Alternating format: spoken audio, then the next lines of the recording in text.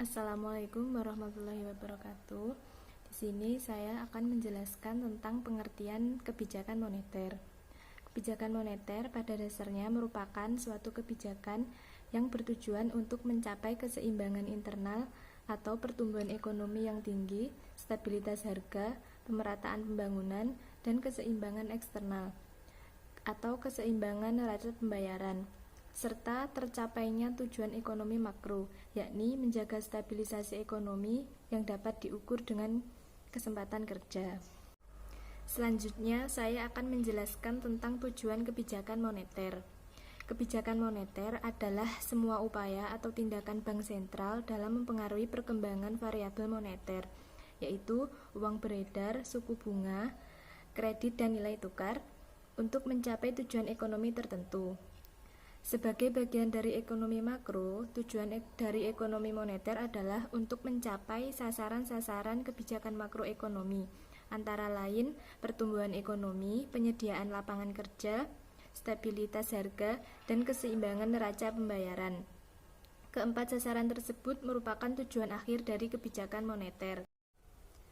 Kebijakan moneter bertujuan untuk mencapai stabilisasi ekonomi yang dapat diukur dengan yang pertama, kesempatan kerja. Semakin tinggi gairah untuk berusaha, maka akan mengakibatkan peningkatan produksi. Peningkatan produksi ini akan diikuti dengan jumlah karyawan yang terus bertambah. Hal ini berarti akan terjadinya peningkatan tenaga kerja dan kesejahteraan karyawan. Yang kedua adalah kestabilan harga. Apabila kestabilan harga tercapai, maka akan menimbulkan kepercayaan pada masyarakat. Masyarakat percaya bahwa barang yang dibeli pada saat ini harganya sama dengan barang yang dibeli pada masa yang akan datang. Selanjutnya, yang ketiga adalah neraca pembayaran internasional. Neraca pembayaran internasional yang seimbang menunjukkan stabilisasi ekonomi di suatu negara. Agar neraca pembayaran internasional seimbang, maka pemerintah sering melakukan kebijakan-kebijakan moneter. Saya di sini akan menjelaskan tentang sasaran kebijakan moneter. Sasaran kebijakan moneter terdiri ada 3. Yang pertama, sasaran operasional atau operasional target. Sasaran operasional merupakan sasaran yang ingin segera dicapai oleh bank sentral dalam moneternya. Variabel sasaran operasional digunakan untuk mengarahkan tercapainya sasaran antara. Kriteria sasaran operasional antara lain dipilih dari variabel moneter yang memiliki hubungan yang stabil dengan sasaran antara, dapat dikendalikan oleh bank sentral, serta akurat dan tidak sering direvisi. Yang kedua, sasaran antara. Hubungan antara sasaran operasional dan sasaran akhir kebijakan moneter bersifat tidak langsung dan kompleks serta membutuhkan jeda waktu yang sangat panjang, sehingga para praktisi mendesain simple route untuk membantu pelaksanaan kebijakan moneter dengan cara menambahkan indikator yang disebut sasaran antara, sehingga sasaran itu merupakan indikator untuk menilai kinerja keberhasilan kebijakan moneter. Yang ketiga, sasaran akhir atau final target. Sasaran akhir kebijakan moneter yang ingin dicapai oleh bank sentral tergantung pada tujuan yang dimandatkan oleh undang-undang bank sentral atau negara, yang dimana terdapat pada pasal 7 ayat 1 Undang-Undang Nomor 3 Tahun 2004 yang secara eksplisit mencantumkan bahwa tujuan akhir kebijakan moneter adalah untuk mencapai dan memelihara kestabilan nilai rupiah atau stabilitas. Assalamualaikum warahmatullahi wabarakatuh. Di sini saya akan melanjutkan dari presentasi teman saya yang akan menjelaskan tentang instrumen-instrumen kebijakan moneter.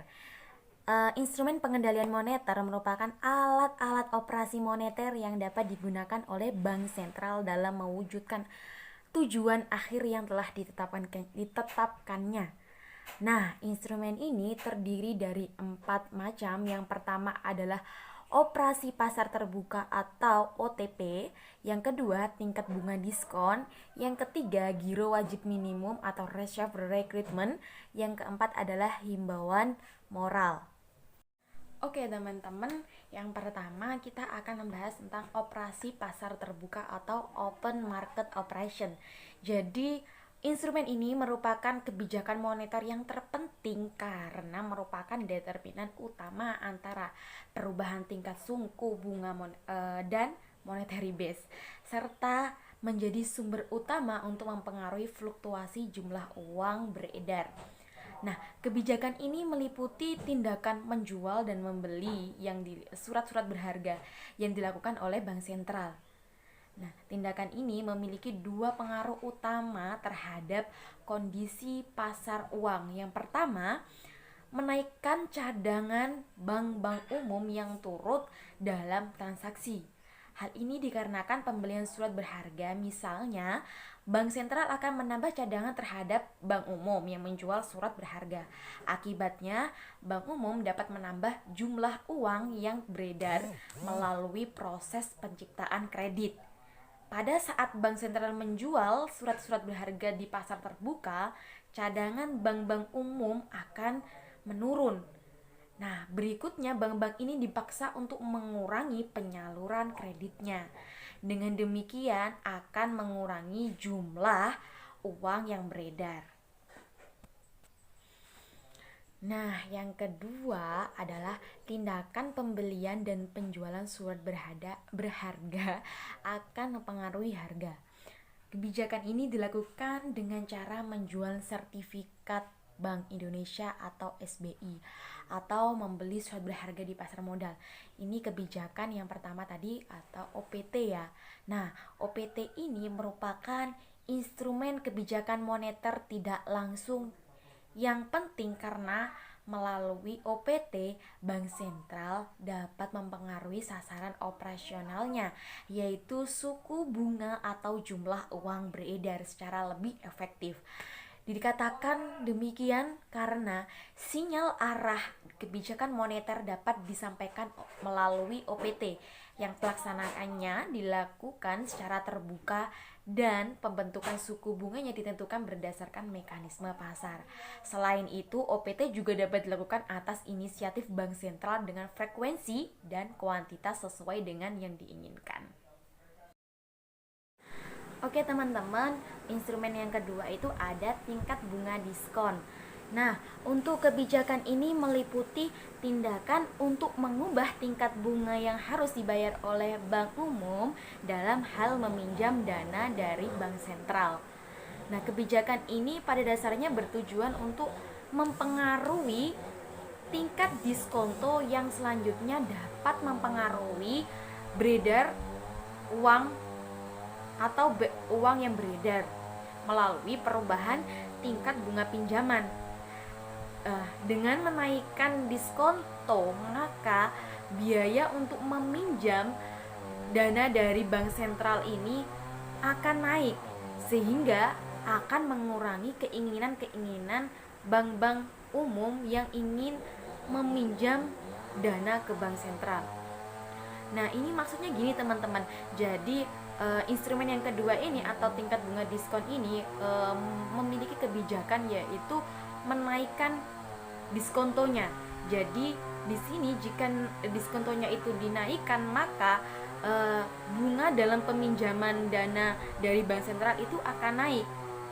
Otomatis akan mengurangi keinginan-keinginan dari bank-bank umum untuk meminjam dana ke bank sentral. Ini sangat berpengaruh dan mengakibatkan jumlah uang yang beredar itu dapat ditekan dan dikurangi. Nah, posisi jumlah cadangan juga dapat dipengaruhi oleh instrumen ini. Apabila tingkat diskonto mengalami kenaikan, maka akan menaikkan biaya pinjaman pada bank. Peningkatan jumlah cadangan ini merupakan indikasi bahwa Bank sentral merupakan kebijakan moneter yang ketat. Cadangan wajib minimum atau reserve recruitment. Kebijakan perubahan cadangan minimum dapat mempengaruhi jumlah uang yang beredar. Apabila cadangan wajib minimum diturunkan, maka akan mengakibatkan terjadinya jumlah deposito, sehingga jumlah uang beredar pun cenderung naik. Dan sebaliknya, apabila cadangan wajib minimum itu dinaikkan, maka akan mengurangi jumlah deposito, yang akhirnya menurunkan jumlah uang yang beredar. Rasio cadangan wajib adalah mengatur jumlah uang yang beredar dengan memainkan jumlah dana untuk menambah jumlah uang. Pemerintah menurunkan rasio cadangan wajib untuk menurunkan jumlah uang beredar di pemerintah, seperti itu. Yang terakhir atau yang keempat adalah himbauan moral atau moral persuasion. Jadi himbauan moral adalah kebijakan moneter untuk mengatur jumlah uang beredar dengan jalan himbauan kepada ekonomi. Contohnya seperti menghimbau perbankan pemberi kredit untuk bersifat berhati-hati dalam mengeluarkan kredit untuk mengurangi jumlah uang beredar, dan menghimbau bank meminjam uang lebih ke bank sentral untuk memperbanyak jumlah uang beredar dalam perekonomian. Selanjutnya akan dijelaskan oleh teman saya. Assalamualaikum warahmatullahi wabarakatuh. Saya Wian Bayu Firmansyah, NIM terakhir 182. Di sini saya akan menjelaskan tentang kerangka kebijakan moneter di Indonesia. Kerangka kebijakan moneter di Indonesia menurut sebuah kerangka kerja dinamakan sebagai Inflation Targeting Framework atau biasa disebut dengan ITF. Kerangka kerja ini diterapkan secara formal sejak Juli tahun 2005 setelah sebelumnya menggunakan kebijakan primer uang primer atau base money sebagai sasaran kebijakan moneter. Dengan kerangka ini, dengan model kerangka kerja yang disebut dengan Inflation Targeting Framework atau ITF, Bank Indonesia secara eksplisit mengumumkan sasaran inflasi kepada publik, dan kebijakan moneter diarahkan untuk mencapai sasaran inflasi yang telah ditetapkan oleh pemerintahan. Untuk mencapai sasaran inflasi tersebut, kebijakan moneter dilakukan secara forward looking, yang artinya perubahan stance kebijakan moneter yang dilakukan melalui evaluasi apakah perkembangan inflasi ke depan, inflasi di zaman yang akan datang akan sesuai dengan sasaran inflasi yang telah dicanangkan atau yang telah direncanakan. Selanjutnya, yaitu kerangka kebijakan moneter ada dua, yaitu yang pertama, kerangka strategis kebijakan moneter. Seperti telah dijelaskan sebelumnya bahwa tujuan kebijakan moneter yang ingin dicapai baik oleh kebijakan moneter maupun kebijakan makro pada umumnya adalah pencapaian stabilitas ekonomi makro, seperti stabilitas harga, rendahnya laju inflasi, pertumbuhan ekonomi, serta tersedianya lapangan kerja atau kesempatan kerja. Secara prinsip, terdapat beberapa strategi dalam mencapai tujuan kebijakan moneter. Yang pertama yaitu penargetan nilai tukar. Di poin yang pertama ini terdapat 3 alternatif dalam pencapaiannya. Yang pertama yaitu dengan menetapkan nilai mata uang domestik terhadap harga komoditas tertentu yang diakui secara internasional, seperti emas, dan nilainya yaitu harga sesuai standar emas. Yang kedua yaitu dengan menetapkan nilai mata uang domestik terhadap mata uang negara-negara besar yang mempunyai laju inflasi yang rendah. Ketiga, dengan menyesuaikan nilai mata uang domestik terhadap mata uang negara tertentu. Dan jika perubahan nilai mata uang diperkenankan sejalan dengan perbedaan laju inflasi di antara kedua negara tersebut, atau biasanya disebut dengan crawling peg. Yang kedua yaitu penargetan besaran moneter. Banyak negara, penargetan nilai tukar atau poin yang pertama bukan menjadi pilihan utama dari strategi kebijakan moneternya, karena tidak ada suatu negara yang mata uangnya secara meyakinkan dapat dijadikan sebagai acuan dalam penerapan strategi kebijakan oleh negara lain. Untuk itu, beberapa negara lebih memilih penargetan besaran moneter, yaitu dengan menetapkan pertumbuhan jumlah uang beredar sebagai sasaran yang utama.